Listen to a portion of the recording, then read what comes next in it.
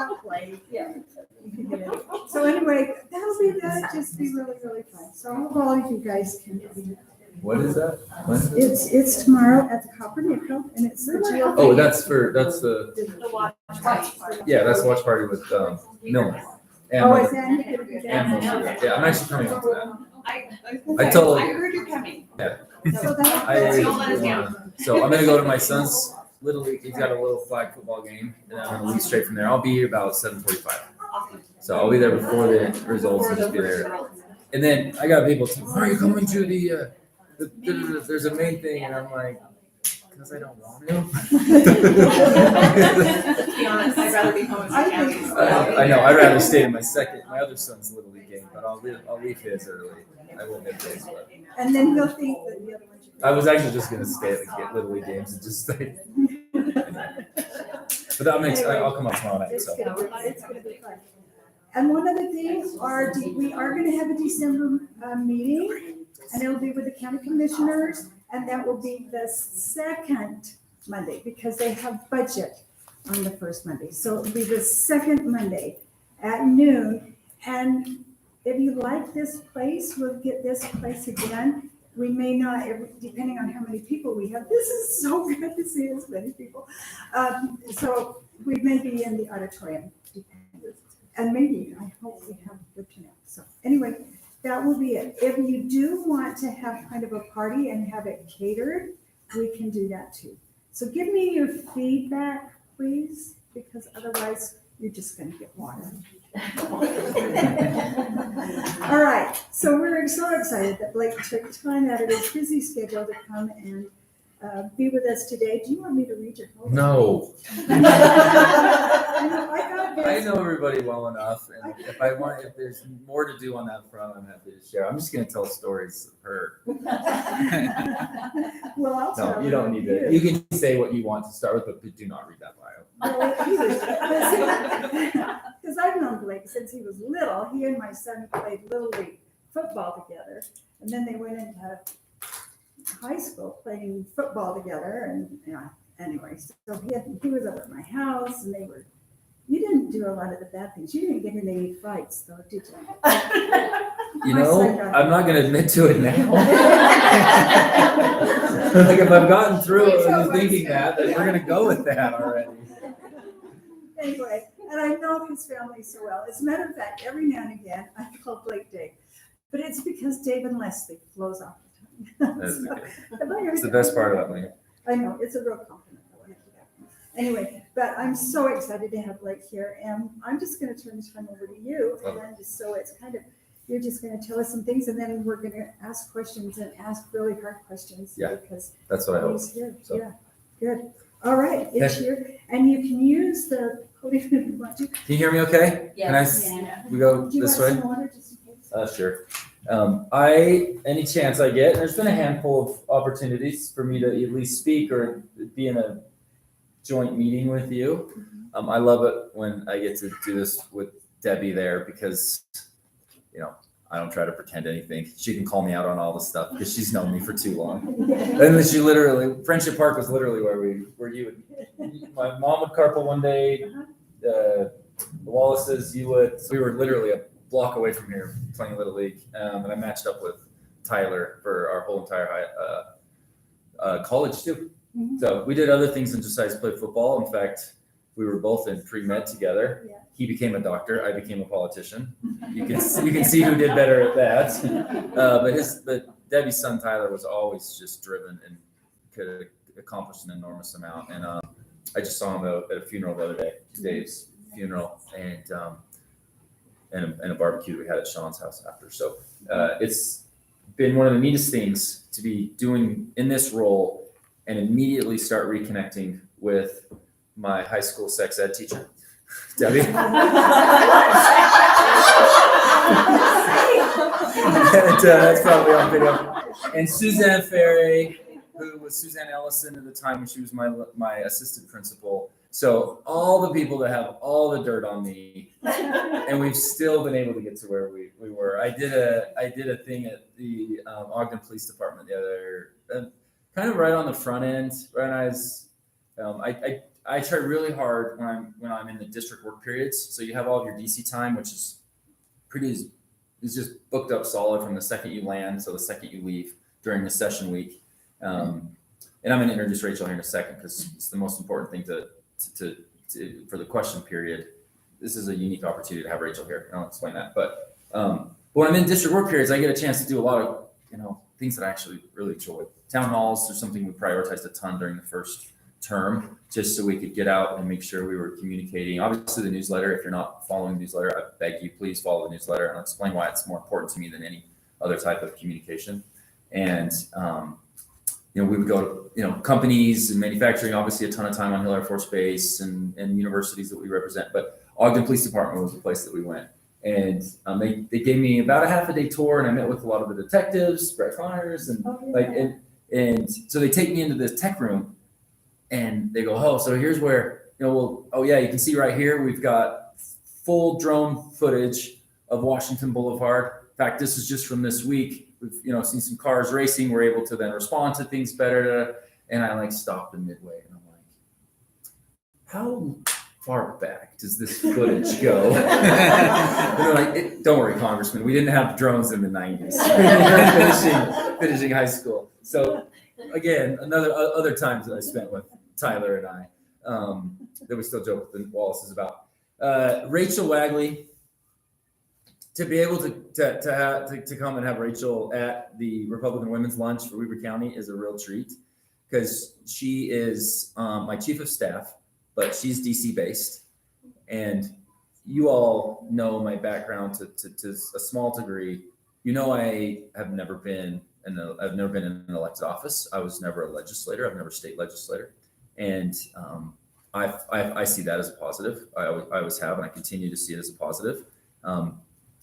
Tons of my good friends were in their state assemblies for 2 decades, and they're exceptional too. So it takes a good variety of background that you have back in Congress. For me, I've liked my experience being in intelligence and so a federal experience, but also in management consulting for the last 8 years before taking on this role. I was in management consulting, where you are involved in every industry and you're trying to find efficient ways to help improve the way that things exist in that world. No company needs a real good consulting overhaul in our federal government. And so I get to take a part of that. But I didn't have a legislative background. Rachel was a legislative director for Ann Wagner out of the Missouri delegation. One of the most accomplished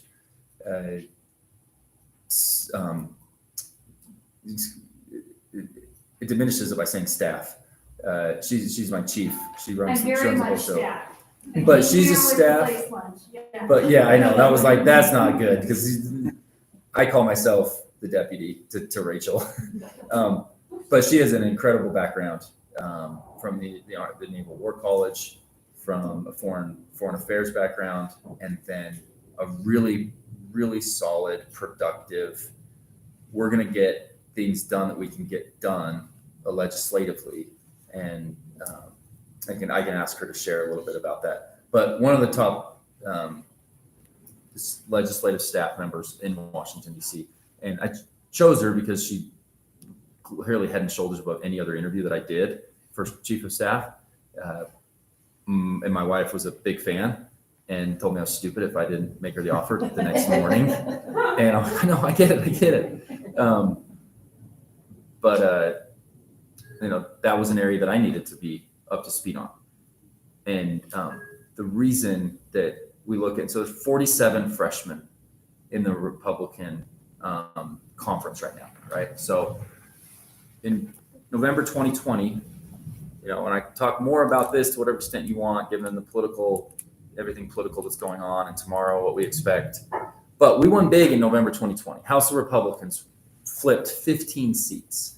And that's exceptional, especially on a year where the top of the ticket didn't win, right? It's an anomaly, and it's a little bit, it's a little bit, it's going to play into tomorrow as well. Having already won 15 seats 2 years ago, with the backlash to the squad and the AOC world and the defund the police and everything that happened in 2020, we already have really strong momentum going into tomorrow. But 47 freshman Republicans in the minority. It's not easy to pass legislation, and only 4 or 5 of those 47 that I would consider sort of like versus like have passed bills. So we're one of only 4 or 5 members of Congress in that grouping that's passed, and we've passed 4 bills of our own. So we've been extremely like efficient in how we get legislation done. And folks, that matters to me because I did go back there to want to be productive. That there's a lot of messaging bills that sound great, but they're never going to go anywhere. And I probably get criticized for maybe not signing on to enough of these or something, but we actually have a plan to go and drive solid legislation forward. And that's rooted with Rachel. And we get into a situation where we're in the majority, all of a sudden that's even more important because we've already established ourselves as a serious member of Congress. We are now we're ready to go and drive real initiatives going forward. And we've got some really cool things on the docket right now that we're excited about. And it all depends, some of it depends on what size of majority we win tomorrow. And then we'll keep adjusting it. But we are thrilled to be in the position we are legislatively to go forward. Utah has traditionally always had productive members of Congress, right? And when I come in and I make a very clear point when I first ran to say, okay, you're gonna get 3 things out of me that I can at least foresee. Because whatever my time back there is, at least right now on my first run, I'm gonna be there and I'm gonna support Hill Air Force Base. It's incredibly important. I was at this Republican Weber County lunch when Rob Bishop presented, and I asked the question, what would you put in your top 3? And he said Hill Air Force Base, Hill Air Force Base, and Hill Air Force Base. And that's because there's a close connection to Hill Air Force Base and what you can actually do. We have delivered on that. The second thing I said was be a part of reversal of debt culture, right? I'm not going to have a balanced budget to you in the next 2 years. I wish I could. There's a lot going on in this space, but I want it to be a reversal of debt culture. So I put together a task force of really solid, sound, thoughtful voices, pretty much from the Ogden area, that we are driving really strong recommendations. That document that we produced that I've put out in our newsletter, I've spoken about it everywhere I go. I'll remind folks today, if you need access to it, it gives you the actual understanding of why we're 31 trillion in debt, why we have such high deficits, what are some things we can do to address that. And it's not, and it's not hyperbole. It's not just, it's real life, actual bills, things that we're working on driving forward. So we build that document. We then I built that because it was a passion of mine and it was something I committed to doing. But then all of a sudden there's an opportunity to be on the #1 committee in Congress called Ways and Means. And it's the most influential. It handles healthcare, tax, trade, all entitlement and mandatory spending, right? And members of the conference and leadership look at it and be like, geez, Blake's been driving this stuff from early on when he wasn't even on this committee.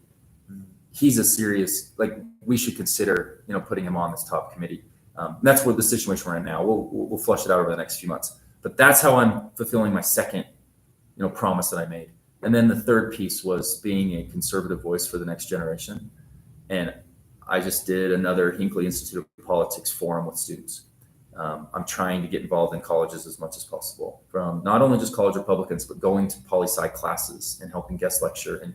And when someone asked me a question last week, they said, well, what are your concerns about the threats to democracy and all the election deniers that are running for offices in the Republican Party? And I said, listen, let me bring it back to the reality here. You're going to try to label 300 Republicans as election deniers. Well, then why are we not labeling Benny Thompson, Jamie Raskin, and the several, I don't know the exact number, but many Democrats in 2005 and 2017 didn't certify the election and claimed that there was this kind of stuff. And so you see their eyes like, oh, yeah, they're calling those guys election deniers, but the media is not branding those other individuals. Now, I certified the election, and I've been very clear about where I am on that everything related to that. I think it was unfortunate for us to lose the momentum that we actually did have in 2020. We had tons of momentum. We flipped 15 seats. We were almost took over the majority 2 years ago. 4 seat. We need to win 5 seats. The margins have never been narrower, and so I've been very clear on all that stuff. But I'm also able to really dig in and show students where they're getting. I would call it. Let's just call it what it is. Duped by media in some cases, right? And so I've looked at those 3 sort of promises when I first ran. Is I've tried to deliver on those. Amidst all the other craziness that went on in my first term, I still tried to focus in and be productive and find ways to deliver on the things that I had committed to. And I'm going to keep driving this debt deficit conversation, and see what areas we can do to improve this. And I'm happy to kind of address any questions on that. I'm going to pause real quick though with Rachel. Rachel, anything that you want to highlight to the team? She's literally one of the top staff members back in Washington right now. She is well liked by all of leadership staff. She is why I get put in some of the best situations possible and get leadership opportunities. What else do you want to add? I'm putting you on the spot. Okay, so let me just give you DC perspective for a couple minutes. One, Blake is a rising star in Washington. He's very well received there, and that was from day one when he landed for the new member orientation. I was actually interviewing with several members of Congress at the time, and every leadership staffer I talked to said, go for that tall guy in Utah, because he has been nice to every staffer, every police officer, every parking garage attendant in DC during his week here for new member orientation, and people recognized that and saw that. And that's who he has been in Washington. We have an awesome group of interns who come every year or every term out to DC and also to our Ogden office. And Blake is the kind of guy who will sit in the back office and play basketball. Like we have this little suction cup on our wall. And Blake is back there just asking the questions about their life. And so at the end of every term, the intern class says, because they all know everyone else who is also interning because they have programs that they're part of out there, and they say, we were the luckiest interns this term to have been in this office because we had FaceTime with a member. He took the time to get to know us. He asked us our opinions. Frankly, I'm the one being what? We don't care what the interns think. These are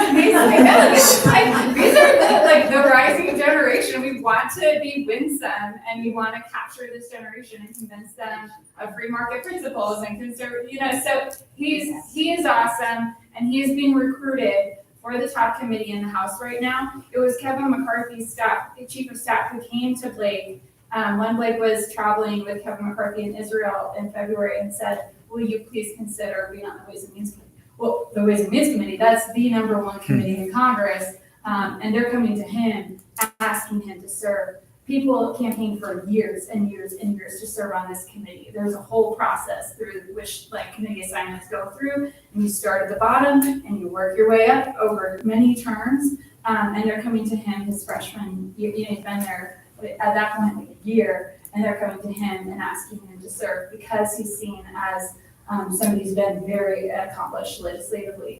He also has an amazing communications operation. And the mass strategic communications that we've been able to do have been a trendsetter for other offices. So they've had us come and present how we are articulating the Republican message back home in our districts so that other members can copy it. So Blake he is the leader, and he's being seen as a leader in DC. He's not part of the swamp. He gets on the plane every week. He comes back to his family, and he's based here. He lives here. He doesn't have a house out there. He's not trying to move the family out there. He's very much a Utah. So I'm not saying that, but what I am saying is that he's very well respected, and there's a lot he's going to be able to do next year. One thing that we're working on right now, the neat thing that we'll be able to do is if we have oversight authority, we'll be able to introduce resolutions under the Congressional Review Act to essentially, this allows Congress to disapprove of the Biden administration regulations. So if a regulation or rule is passed by an agency of the Biden administration, Congress can come and disapprove it by introducing Congressional Review Act resolutions. So we'll be doing those over and over and over because I don't think there's many we approve of. Right. So so that'll be really exciting, and Blake is right at the cusp of leading that movement, especially on energy issues and other issues that affect northern Utah. And so I just want to, be an ambassador here and try to articulate what people have given to Blake in Washington, because they see the content of his character, his kindness to people, his brilliance in committee, and how he's been able to deliver. And he's extremely productive back there because of the way that he relates to people. He's, seen as one of the most friendly members of Congress. We actually have a Capitol Police officer coming out to do some work this week around Blake's house. I shouldn't even say this now. And he was so excited to come out. This guy's name is Jack, and he was like, I'm gonna go to Utah. And he's like, Blake Moore, he's that tall guy. I've seen him come in. I know exactly who it is. And I was like, okay, well, let me confirm this first. Let me confirm this time. And confirm this walkthrough. And he's like, I already bought my ticket. I can't wait to go to his house. So it's the type of impact that he has on people that has made him productive and able to work across the conference and across the aisle to get things done, even when he's a freshman in minority with a president of the other party in power and in charge of both the House and the Senate. Blake has been the one who's been able to deliver in those circumstances, and imagine what we're going to be able to do when we literally actually have power and a gavel. That's the other thing. Blake was given a gavel in natural resources his freshman term. He's one of the very few freshmen who was given a subcommittee to lead as a freshman, having only been in Congress for a number of months. But Bruce Westerman, his chairman, saw how well he was performing and said, I want this guy leading my messaging. So I think it's fantastic what Blake has been able to do. And I'm happy to answer any questions. But when we take back the House tomorrow, we'll have leadership elections next week. We'll be rolling back the COVID restrictions. We'll be opening up the Capitol for tours, and it'll be a new era and a new day. And Blake is Well, I am sure that I let Rachel say something. Because that's better than the bio you had for me. You joked earlier that I can't BS this crowd because of you two. And Katrina too, because Carrie knows me too well now. So there's so much going on, right? There's a ton going on tomorrow. But let me get the last word in. We have been successful legislatively because Rachel runs an amazing team and we've got a really strong shop. But we're going to keep working. You don't see me as a big flamethrower on cable news. Like, it's purposeful. And I want people to know that my communication comes through my newsletter to you all. We have 3-4 times as many people that follow our newsletter than follow me on Twitter. And I'm great with that. Why? Because that's real communication. That is the reality of what the gig is. And there's always going to be, I'm not conservative enough because I'm not, on Newsmax enough. Like, there is going to be people that deal that. I want you to know I'm strategic. I'm thoughtful. I'm going to be a leader on committee. So Wall Street Journal is going to defer to me when we're talking economic policy, debt and deficit issues in a couple of years, right? Like, that's the way I'm going to develop myself. And so, but my voice will grow continually as I get, as I go down this road. The concept of me not being conservative enough, it's obnoxious. It is what exists in our primary systems. I went through a unique primary. We knew that the first primary was going to be wild. All the stuff related to January 6th existed, and it was leveraged in a very disingenuous way against me. And I'm happy to share that with you all. I think you all are influencers in your communities, and I want you to know the reality from me instead of ever have a question about anything. So come directly to me. This is a group that one of my very first lunches was, with you all. So I want to continue to be someone that directly communicates, and you get the reality of what the stuff is. And you would be actually very proud of the conservative approach that we're taking. But the newsletter is key. So, and that's my big ask, is to just make sure people that you interact with are following it, and stay up to speed and stuff like that. So much is going on. Big day tomorrow. It's going to be really fun. I suspect 25 House seats to flip to go Republican. Awesome. Now, I don't know. I have no idea. But so don't hold me to that. It's a wild world out there. Even Dave, like Wasserman, is still like, this is just toss. There are so many toss-up seats. But if you think of 20 to 25 seats, that's actually half of what typically flip when a president in power in their first 2 years has a approval rating under 45%. Usually they could be as many as 60 seats flipped. What people aren't necessarily realizing, two factors: we won 15 2 years ago, so we already sort of won a lot of low-hanging fruit. And districts now are becoming more secure. The way that redistricting is continuing to go, they become more and more secure. And so they're more secure then, they're more secure are, there's fewer swing seats. To win 25 seats would be a huge, in my opinion, a big, strong red wave. The media will make it seem like, oh, when Clinton was in with a low approval rating, the Republicans won 60. They're going to make tomorrow seem like it's a watch it play out. If we win 25, it won't be considered a red wave. When in reality, that's 15 from last year. That's 30. That's almost 40 seats. That is for sure a red wave. So it's fun to just see through the media and get a chance to share it. A lot of Democrats decided to retire after Pelosi sort of put them on the plank. She made them vote for trillions and trillions of spending, and they just decided, I'm gonna bow out. My district's gonna change a little bit, and that's one of the best indicators to know if Republicans are gonna do well tomorrow is how many Democrats retired. And there was quite a bit, some amazing Hispanic women candidates in Texas. I went and helped some candidates. There's this awesome lady in, we've been helping financially with 50 or 60 different people. I wish I didn't have such an expensive primary. I could have actually done more to help us win the majority. That's my goal. That's how I want to come in Utah. I want to be in a position of strength here and be able to go help others. And then I will grow my ability to represent Utah first really, really well. And so we'll get there. So that's just the lay of the land for kind of tomorrow, since it's obviously a hot topic for everybody. But I'm going to pause with Rachel here. What questions do y'all have? We'd love to How just old chat. are you? You are amazing. I'll be 34. Okay, I was guessing. 3 kids, under 6, 4, 2, and 1. under wow. 5. Wow, you're amazing. She came to me, what, 6 months in? A year and 6 months ago. Yeah, so we were only like 3 or 4 months on the 6 job. months to 5 months in. She came in and she looked at me and I go, oh my gosh, you got a better job offer. She goes, oh no, I'm pregnant. And I'm like, that's awesome. She goes, I'm so mad. Because 2 young kids, and she took on the craziest first term in the world and delivered a baby. Her husband, he carries around the baby Gordon a little bit. I'll give him some credit. He helps out, but it's amazing what those 2 have done, and the amount she works 10 times harder than I do. We had a baby in the first term too, so we were just like, we go to the rest of the conference and be like, look, Utah's the youngest state, we're the fastest growing. Look at our office, we're just continuing to put out the babies. But yeah, 34 master's degree, 3 kids under 4. It's pretty incredible what Rachel's doing. So. What else is on minds? How are you both feeling? Is there any other candidates in here? Just you two. You're good. Fully unopposed, or is there a third party?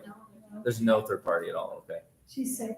I didn't think there was a den, but I'm not under my desk in the fetal position. Yeah. Maybe that is. you're at this point where you just give it everything you got last minute. We ran a great campaign, worked really hard, we got amazing support. It's a win no matter what. I thought you've done an awesome job, and I think you've been respectful. You've worked hard, and you earned a lot of trust from people. So, I appreciate Yeah. that. Thank you. what else? What questions? Okay, you mentioned January 6th.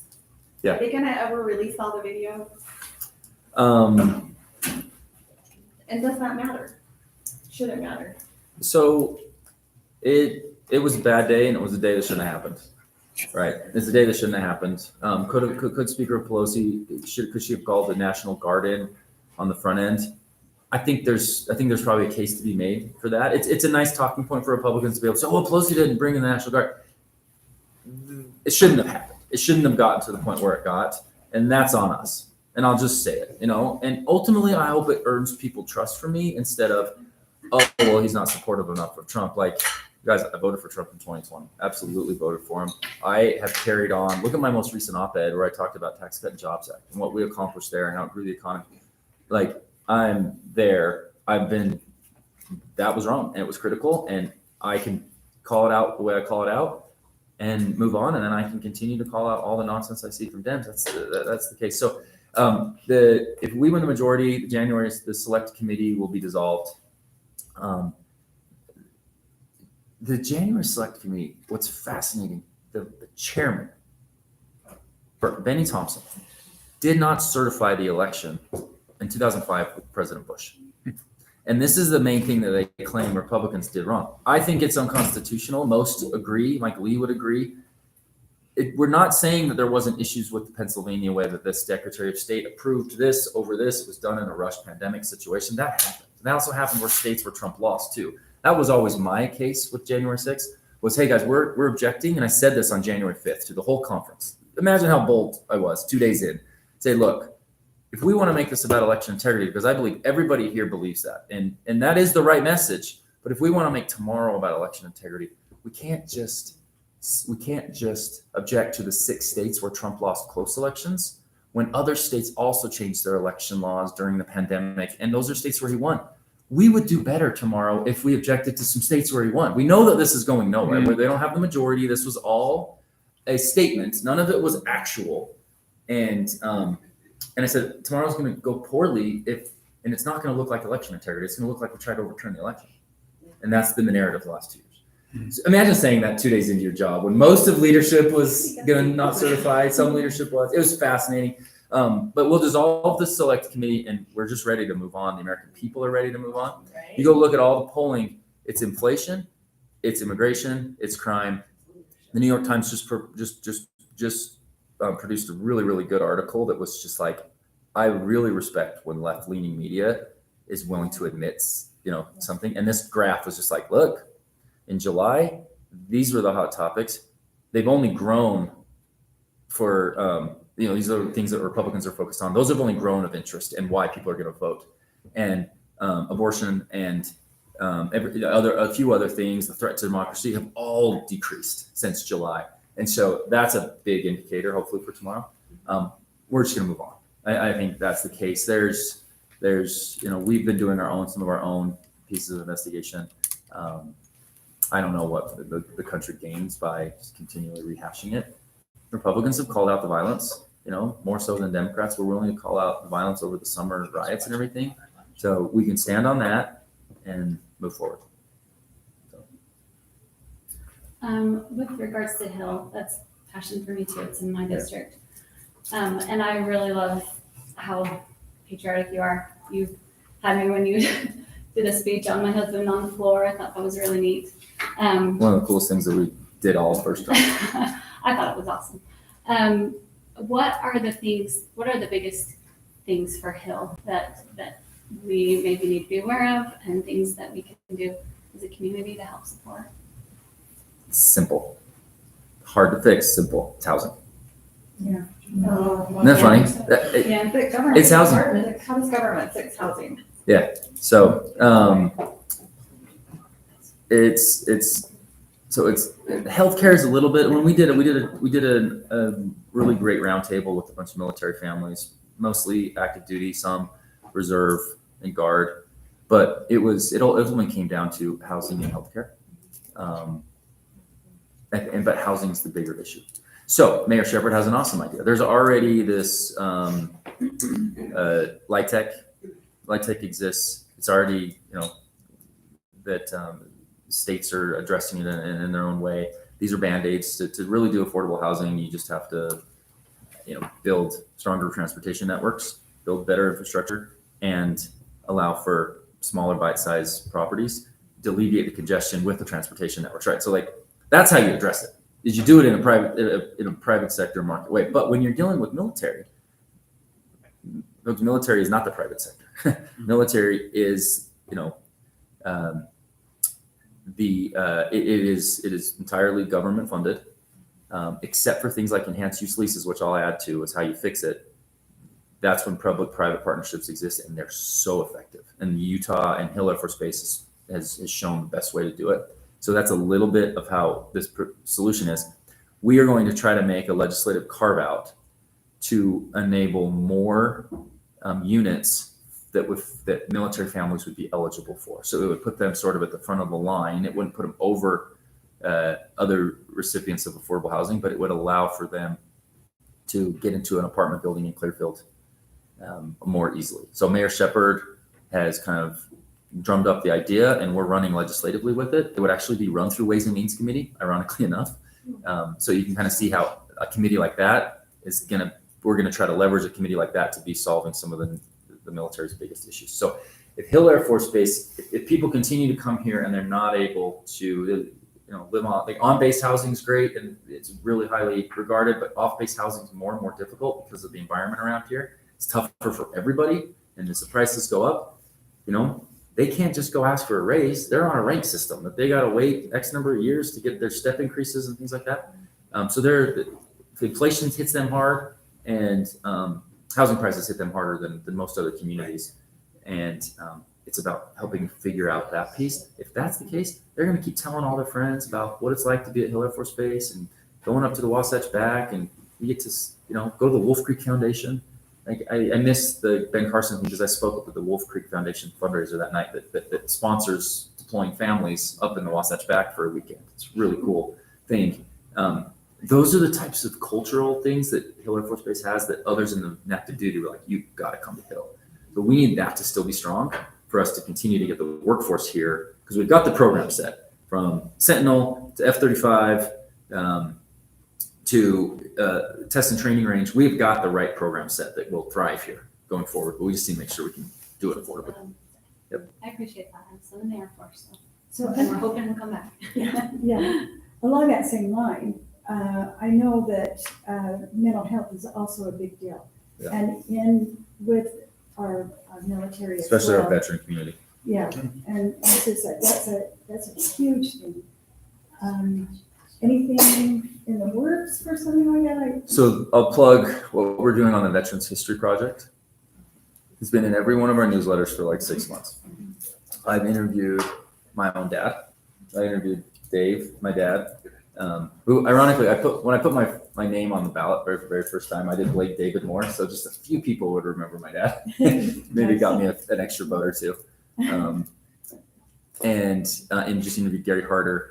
We are doing these constantly. We're trying to communicate to people the value of your service, right? And so this is a cool thing with the Library of Congress. Small thing, but sometimes with those that are in a tough spot, just a small outreach or feeling valued helps them. Employment is the key. If they feel gainfully employed and fulfilled in their post-military service, that's the area that you see is like probably the greatest piece of progress on ensuring that they because it's an alarming rate of how many people have committed suicide. And so we will get involved with Canines for Warriors and other types of, these are my old consulting firm, does a lot of employment efforts to make sure that veterans have a strong workforce associated with them, getting them educated. GI Bills, we've supported GI Bills to make sure that they have strong opportunities to get involved. So there's probably a million other things. There's a company, remember Clint Halverson?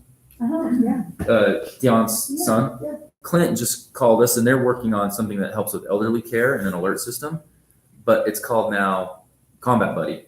It's something that veterans can keep with them it's like the 988 number. It's a quick response, like, hey, I'm having a tough time. Can I talk to somebody? So he's got a little device commercially that he's promoting, Lisa.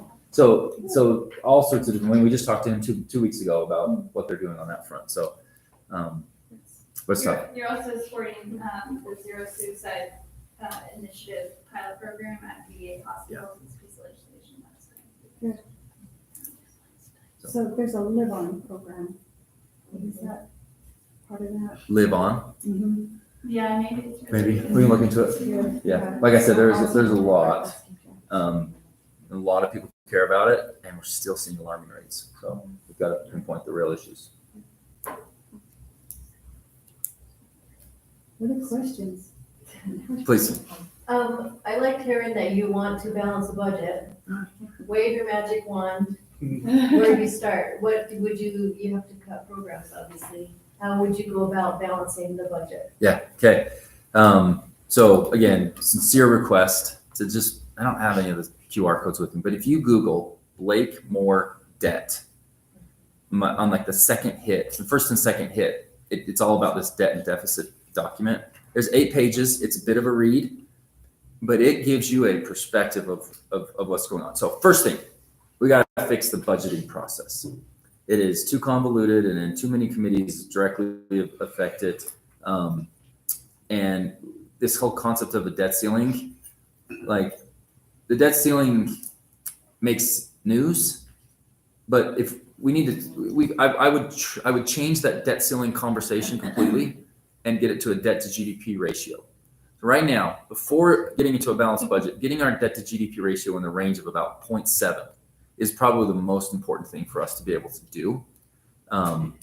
Beyond what the balanced budget would look like is lowering that. It got up to 1.3. In World War II, it got over 1.0. So let's just say over 100%. That was a catastrophic event, and it was, I'm sure it was terrifying for folks, and it was a crazy deal. We got up to 1.3, 130% without a World War II catastrophic event. COVID was not a World War II catastrophic event. So we have let ourselves get so much spending under control or out of control that since the last balanced budget in the late 90s, nobody's been able to figure this out. So instead of explaining why, to get to your question, you do a few process changes, get things like a debt to GDP as is there, then it becomes a little bit more workable, and it's not always, always super dramatic. And it's the debt ceiling, and then you worry about it when every 18 months when the debt ceiling. The Republicans are going to have to deal with the debt ceiling in this next term, right? And that's not why we're in debt. We're in debt simply because mandatory spending eclipsed our discretionary budget tremendously, and that mandatory spending has gone on unchecked for half a century. In 1970, only 30% was mandatory spending. Mandatory spending is what? Medicare, Medicaid, Social Security, primary drivers of our mandatory spending. Our discretionary spending, our defense bill, other government agencies, other programs was about 70%. Now, those discretionary bills that you vote on them every year. You can adjust them. When Republicans were in control over the last 8 years, those didn't grow. Those stayed in check, but mandatory spending continues to grow. And we don't vote on it each year. And you ultimately are never held accountable to it. You will hear about whether I vote for an omnibus, right? And you're gonna say, he doesn't care about, fiscal responsibility. Well, the omnibus is not why we're in debt. We're in debt because we've let mandatory spending eclipse over 70% of our budget. And we have got to figure out fundamental reforms to keep those programs solvent. Medicare Part A goes bankrupt in 2026. Social Security goes bankrupt in 2033. If we don't make simple changes that you can make now to Social Security, and it'll be tough votes, but you're actually keeping it stronger by addressing it now as opposed to just continually kicking the can down the road. So when I say what programs would I cut? Well, there's lots of things in the federal budget that can be, optimized. And as a consultant speak, I could look at 20% of every single budget, even a defense budget.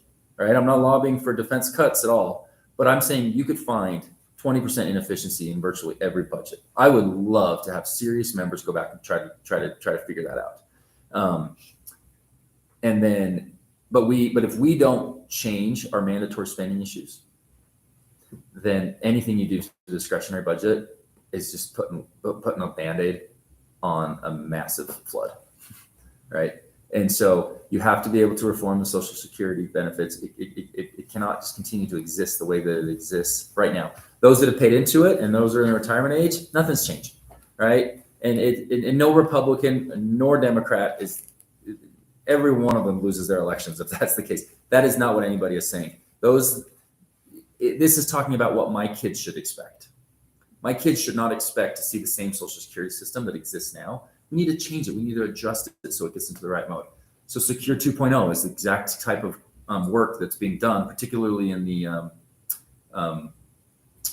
Ways and Means Committee, that changes how Americans, taxpayers, can save earlier in their life.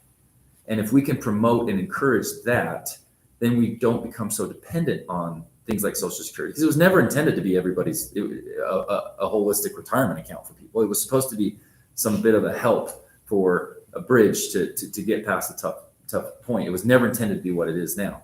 Secure 2.0 does things like it allows companies to contribute to a worker's 401k, even while they're not contributing. They may be paying down their own student debt. And then it allows, like, as long as you're doing this, then your company can contribute. If we had the American workforce contributing to their 401ks 5 years earlier, all of a sudden that's a huge benefit. Because right now they're kind of strapped to be able to get to their 401ks because they're like, well, I can pay down my debt, but then my company can't do this. And so they have those tough situations. We could encourage the American workforce to grow out over time. So lots of waste in our discretionary budget, and the Republicans will be, prime on getting back to that. We did it well from 2010 to 2018, and obviously getting sunsetting all this COVID stimulus and all that kind of stuff will be key, and that helps get our deficits down a little bit. But addressing mandatory spending is the key. Rachel, what else? Amen. Yeah, and that's tough. So when can we do it?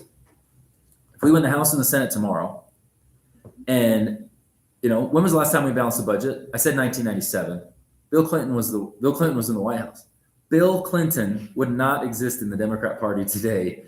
He did welfare reform, tied work requirements to welfare, and they got a balanced budget with a Republican-led legislature. A Clinton administration, he looks like a fiscal hawk compared to what you're seeing out of Democrats now. They balanced the budget. That was because there was split government and they were forced to work together and they had to create some solutions. And it was a solid thing. Then 9/11 happened and Bush wasn't able to keep the surpluses. And then we spent so much on some of those wars, justified the right thing to do, but it's a big expense. When Obama took over, it was, the previous administration inherited a surplus and they have run major deficits. I'm going to try to run my deficit differently. Okay, and wait for it. When Trump came into office, it was, hey, I'm going to run my deficits differently. We're going to do a tax cut. Yeah, it's still going to add to the deficit.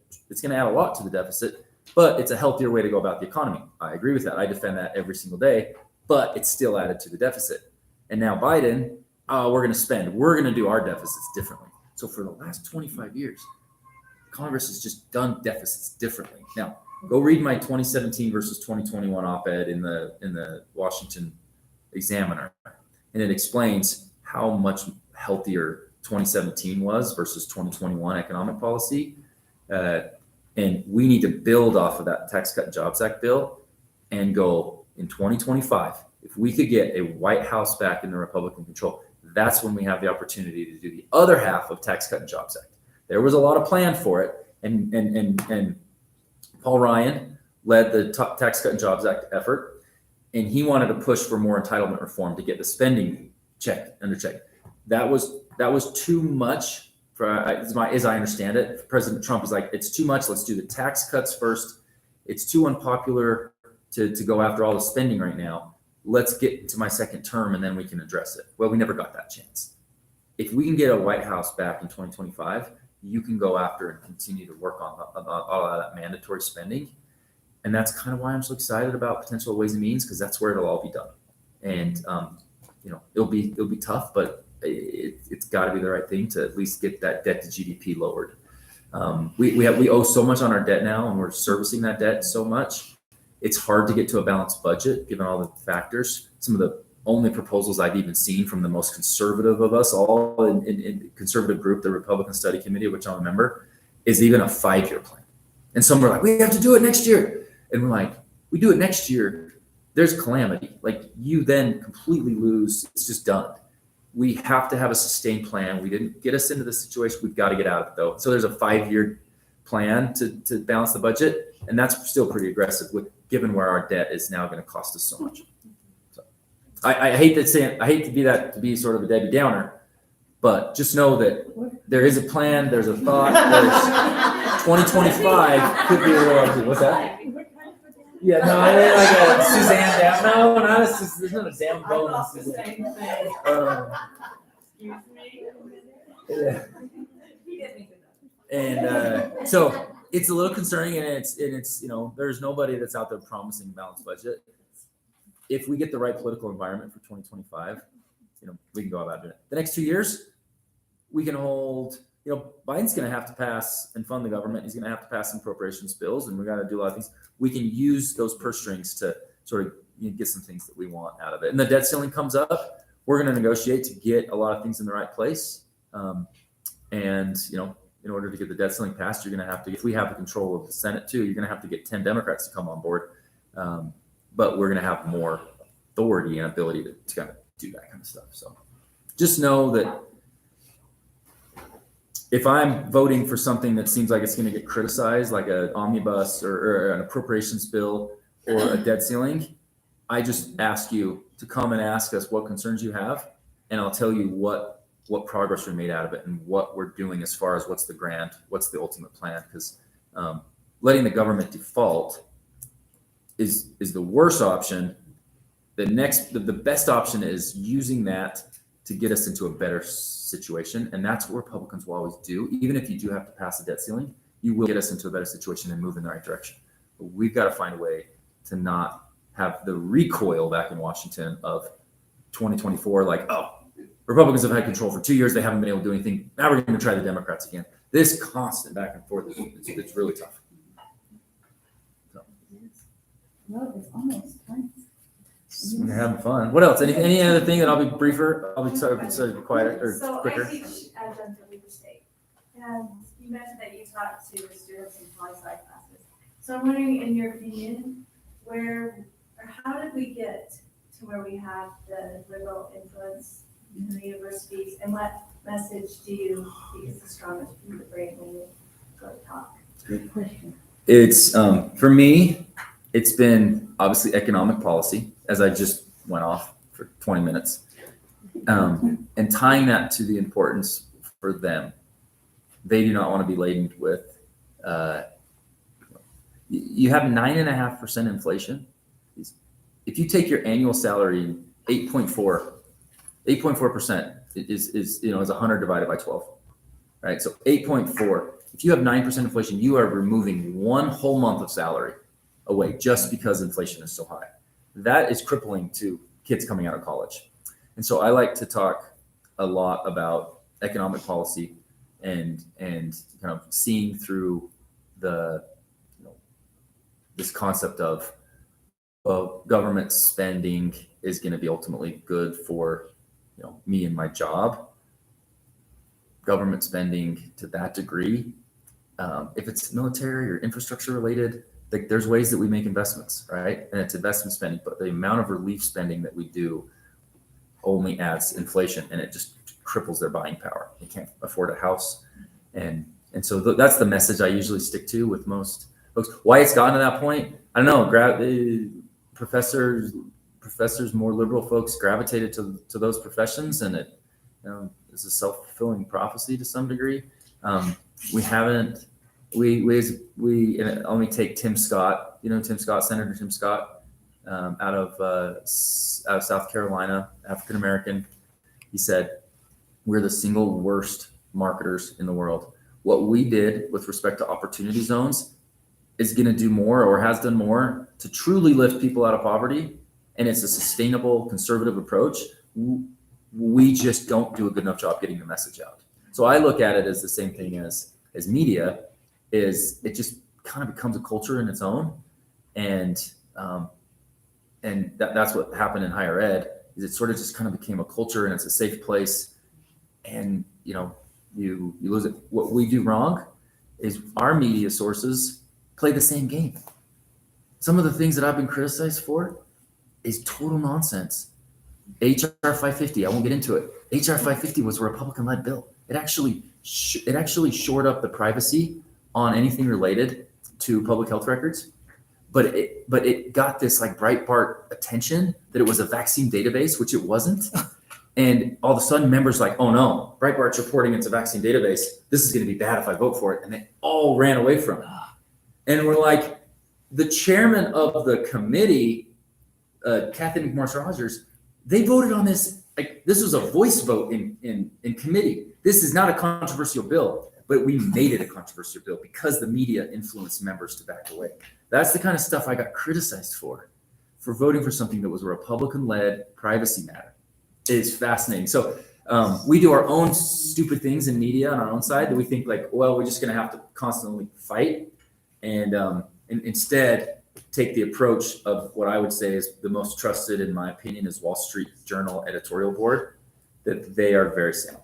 They communicate things very well. And if college students were following the Wall Street Journal editorial board, they'd be able to see through some of the nonsense that they see from the press. And don't go there. We just need more conservative women teaching. Yes. We absolutely do, yeah. Don't go to the dark side. Awesome. Yeah, I know. I think we have the media, we're fighting the media too, which is very unfortunate because that's where most people get their information. Yeah. And it drives you crazy to allow something like that to change your mind or have you make decisions. So. As a group of women, and as you influence your daughters and others in the community, like abortion is the way that Republicans talk about it is, I heard it last night from Sean Patrick Maloney, who heads the DCCC. It's how did he say it? He said, women's reproductive freedom.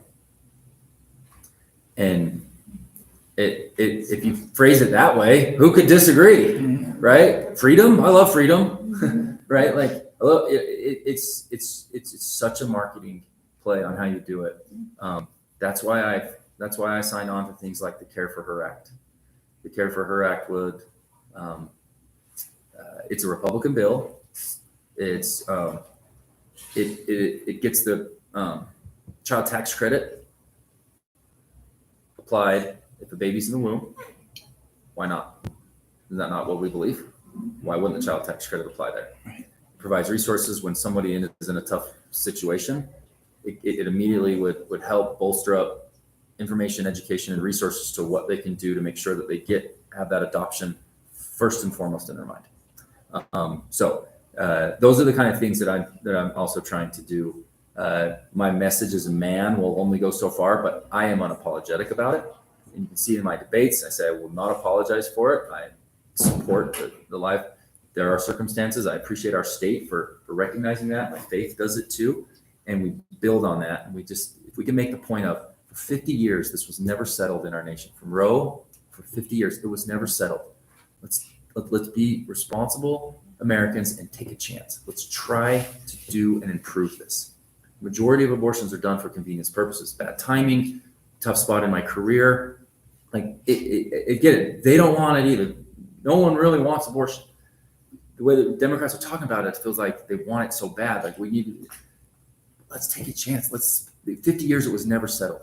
Let's try to support where we need to support and have the laws in place that deter from irresponsible behavior, and it can be better for everybody. That's the way I believe it. Let's in Utah be a very compassionate, strong message about it, and then hopefully we can take that message to other states. And so I think that's hopefully what ultimately plays out. And you too would have the best voices on it than by far than what I can. So I agree, right? I serve on a chair of an adoption agency, and we used to have domestic adoptions. You can't even find a child anymore. And now we can't get international, and something's happening to these babies, and which is really, really sad. Yeah. Okay, thank you. Thanks, everyone. Appreciate it.